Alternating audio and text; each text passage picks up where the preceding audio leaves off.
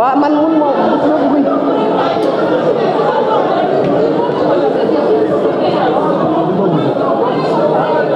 asalaamaaleykum.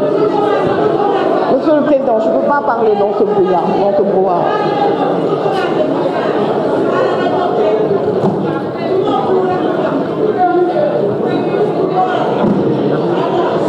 Bonsoir,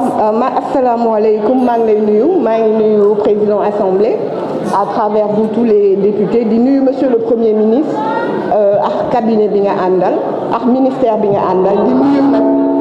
bu baax sa cabinet ndax sama baay daf fa nekk à travers lui di nuyu sama waa village yëpp bu dee Diop. Donc ma war a ñëw waxtaan ak damay dégg souvent vous êtes sur les chiffres loolu dañu sonn bu teyee ngeen indi ñu programme bu teyee Puma suba Reebok gannaaw suba Adidas et tout ça du impacté ci vie wu sénégalais yi mais loolu taxul ma ñëw moo tax ma bëgg nag 2024 ngeen dem parce que je suis foncièrement contre votre régime pour la simple et bonne raison recul démocratique yi may ñaan monsieur le premier ministre il est temps que aujourd'hui ñu dem ci élection yoo xamante ni day transparente day inclusive boo xamante ni li fi amoon comme acquis démocratique maanaam en 2000 personnalité consensuelle organiser ay élections présidentielles muy acquis démocratique ñu ñëwaat 2012 yéen mi tey nekk pouvoir àndoon ak Macky Sall ngeen di ni que bëggu leen Ousmane Ngom Ablaye Wade grand seigneur détaché élection yi jox ko Cheikh Gueye bàyyi ministre de l'intérieur mu doxal d'autant que suñu monsieur Antoine. Grandes entreprises sénégalaises du BTP sans compter les autres entreprises. Quelles sont les mesures prises pour payer dans des délais raisonnables les arriérés de paiement de la dette intérieure due aux entreprises sénégalaises? Qu'est-ce qui justifie également l'attribution des grands projets d'infrastructure et des concessions de l'État à des entreprises étrangères ou à leurs filiales domestiques au détriment des entreprises sénégalaises du BTP? On peut citer le TER, on peut citer le BRT, on peut citer l'autoroute à péage, le port de Ndayane, et dernièrement, on a l'autoroute Dakar-Tivaouane-Saint-Louis qui a été attribuée à une société ivoirienne, PFO, pour une valeur de 335 milliards de francs CFA au détriment des entreprises sénégalaises. Certes, la Côte d'Ivoire est membre de la communauté de l'UEMOA, mais nous pensons que quand même on doit pouvoir développer des joint ventures. On ne pense pas, nous pensons que waruñu jël xaalis boobu yépp joxe ko bitim réew bàyyi sénégalais yi toog fii di ñàkk liggéey chômage bi di gën a wëy mbëkk bi parce que quelqu'un a parlé des jeunes mais mbëkk bi ba léegi moo ngi am immigration clandestine bi donc mënuñoo wax ni régler nañu situation bi donc loolu ñu bëggoon leen ci laaj ay tontu ngeen indil ñu ci ay tontu gis nañu lu weesu 200 milliards yi ngeen amee entreprise BTP yi amee ngeen 145 milliards également état importateur d'hydrocarbures yi ci wa ay perte commerciale amee ngeen également 2,5 milliards distributeurs yi amee ngeen ci péréquation transport distributeur d'hydrocarbures amee ngeen 10 à 15 milliards entreprises yoo xam ne mooy bureau d'études yi prestation intellectuelle amee ngeen 16 milliards écoles privées donc jamono bi entreprises yi ñoo ngi bëgg a dee entreprises sénégalaises ñëpp ñoo ngi vraiment à l'agonie ils sont étranglés par les dettes et les arriérés de paiement yi nga xam ne état amel na leen ko te loolu moo tax chômage bi di gën a wëy émigration clandestine bi di wëy Sénégal nekk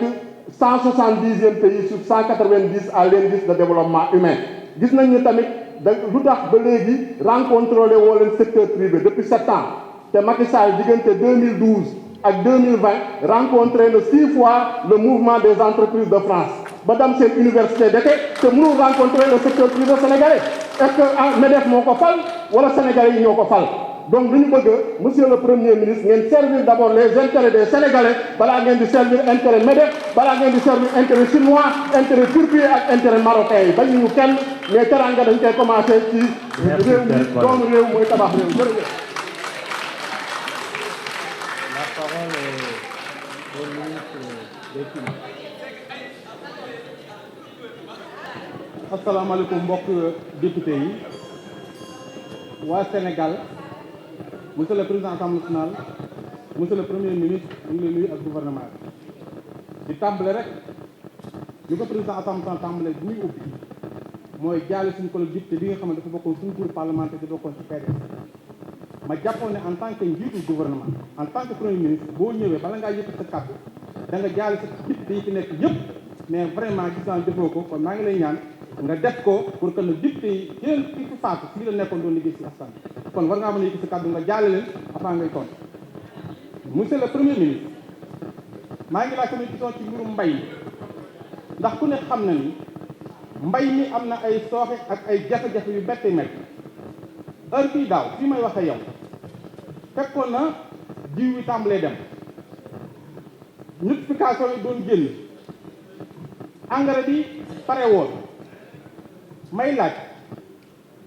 li nga xamante ne mooy mbirum jiw bi fan ngeen ci toll ndax nawet bi ku ne xam na ni météo nee na day teel a am ren monsieur le ministre monsieur le premier ministre baykat yi nee nañu heure bii daaw ki fi nekkoon notification doon na ko joxe mais fii may wax ak yow notification génnagul monsieur le premier ministre monsieur le ministre baykat yi nee nañu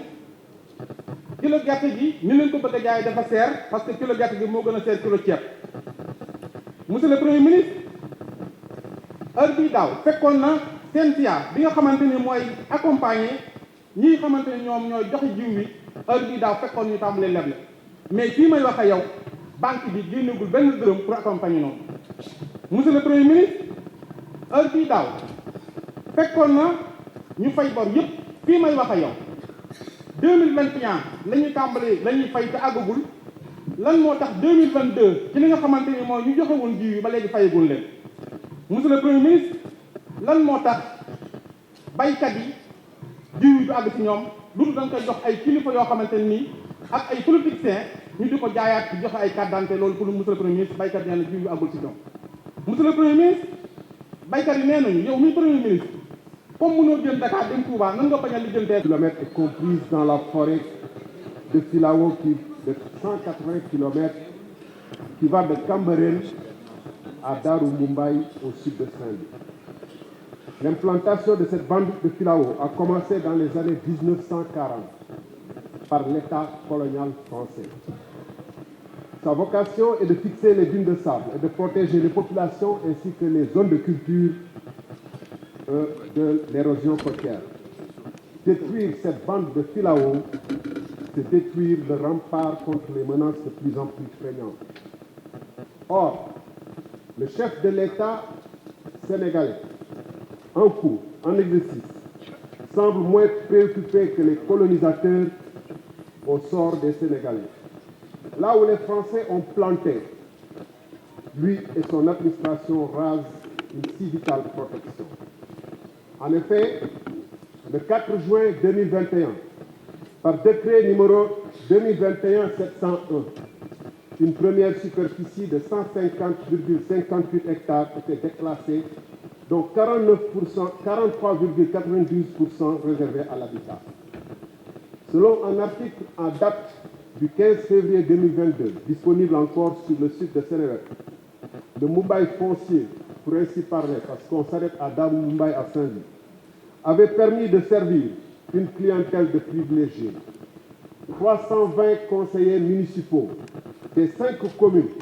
et de la ville de Guédiawaye. Des lutteurs, des délégués, des imams avaient été servis.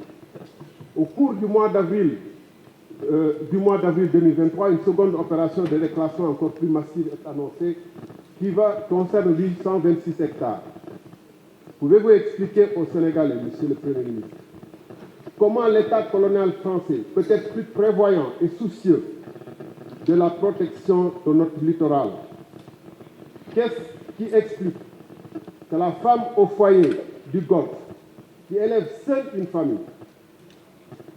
que la vendeuse du coin de Ndiarème du Mamoulaye, que le conducteur de moto Jakarta de Golfe ou de Sam Notaire n'a pas pu, ou le maraîcher qui exploitait une superficie à côté de cette bande de Filao n'a pas pu